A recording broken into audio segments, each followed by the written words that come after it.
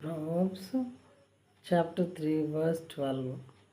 For the Lord reproves him whom he loves, as a father the son in whom he delights. తండ్రి తనకు ఇష్టడైన కుమారుని గద్దించు రీతిగా యెహోవా తాను ప్రేమించే వారిని గద్దించును. దేవుడు ఎక్కువగా ఎవరినైతే ప్రేమిస్తారో మరి వాళ్ళని ఏం చేస్తూ ఉంటారంటే గద్దిస్తారనమాట. తప్పు చేసినప్పుడు ఆ పని చేయొద్దు, అలా ఆలోచించొద్దు, అది తప్పు అని దేవుడు మన హృదయంలో ఉంచినటువంటి ఆత్మకు బోధిస్తూ ఉంటారనమాట దేవుడు.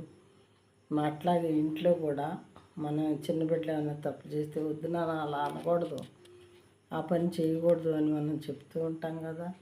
ఇన్ ద సేమ్ వే ఒక తండ్రి కుమారునికి అలా బోధిస్తారు, మన పరలోకపు తండ్రి కూడా మనల్ని గద్దించి చేయకూడని పనులు చేయకూడని ఆలోచనలు చేయకుండా మనల్ని ఎప్పటికప్పుడే సరిచేస్తూ ఉంటారు. ఇది ఎప్పుడు జరుగుద్ది అంటే మనల్ని దేవుడు ప్రేమించినప్పుడు మాత్రమే. ఆయన మనల్ని ఎంతగా ప్రేమిస్తే అంతగా గద్దిస్తారు. దేవుడు గద్దించినప్పుడు మనం వెక్స్ అవ్వకూడదు ఏమాత్రం కూడా. ఎందుకు దేవుడు నన్ను ఇలా గద్దిస్తున్నారు, ఇలా పనిష్ చేస్తున్నారు, లేదా ఈ శోధన వచ్చింది నాకు.